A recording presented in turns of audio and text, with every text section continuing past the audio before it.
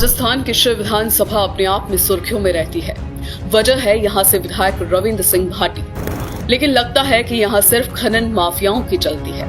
उसी के हिसाब से काम होता है, उसी के हिसाब से प्रशासन चलता है और उसी के हिसाब से कानून। तभी तो यहाँ आकली सरहद में कर्णीपुरा और बाबूपुरा में बेटोनाइट की खदानें हैं।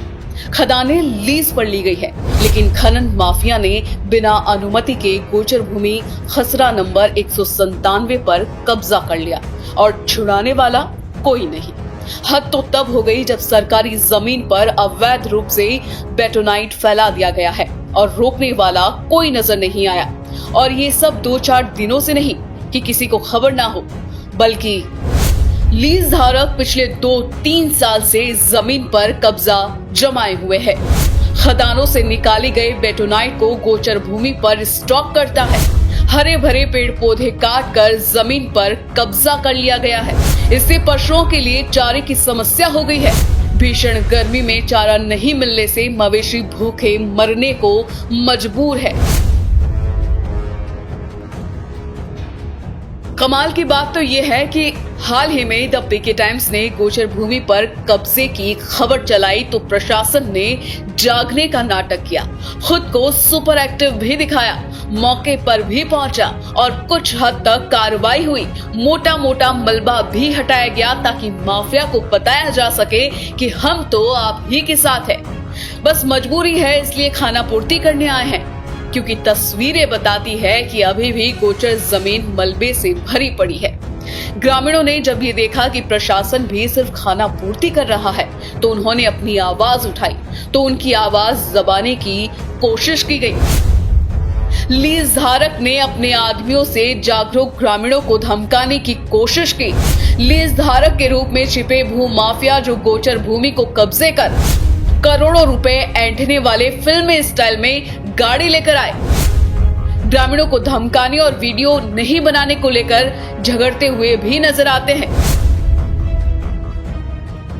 वहीं अब हम आपको एक ऐसी बातचीत का ऑडियो सुनाने वाले हैं जो यहाँ खनन माफिया के आतंक की पूरी कहानी को बयां कर देगा।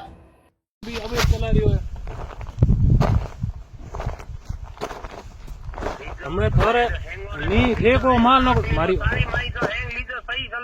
मनो तो जानकारी है कौन थे बता दियो को करे हूं तो अनपढ़ आदमी मनो तो त्री ठाक को थे बता दियो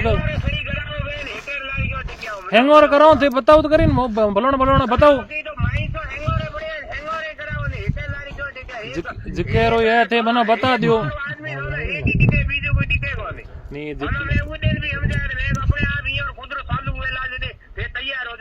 नहीं मैं तैयार हो भाई, मैं तो हैंगओवर पहले और मारी वाला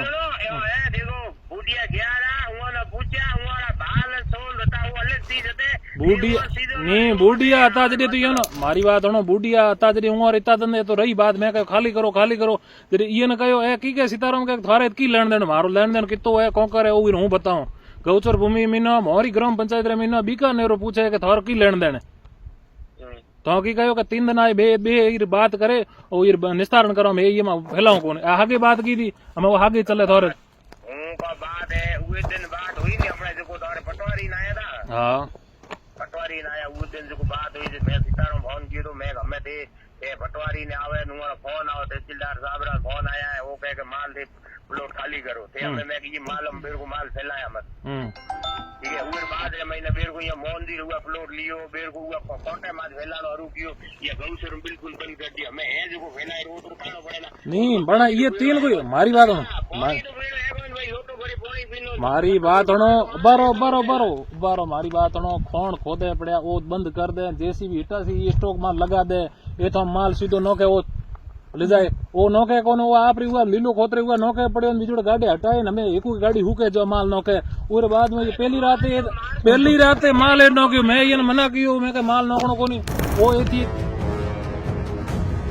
सुना आपने एक बुजुर्ग के साथ कैसे बात की जा रही है, जिनको धमकाया जा रहा है।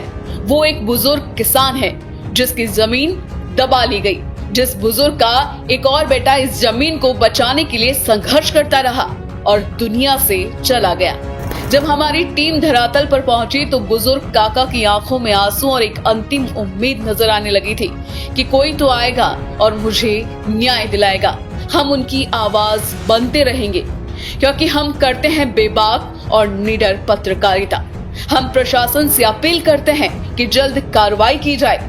रविंद्र भाटी से अपील करते हैं कि परिवार के साथ आकर खड़े हो और इंसाफ दिलाए। और कलेक्टर टीना डाबी से कहना चाहते हैं कि अगर आपके राज में भी भू माफिया और खनन माफिया गुंडागर्दी करेंगे मैडम, तो फिर कलेक्टर कहलाने का क्या मतलब। आपको द पीके टाइम्स की रिपोर्ट कैसी लगी हमें कमेंट करके जरूर बताएं और चैनल को सब्सक्राइब करें।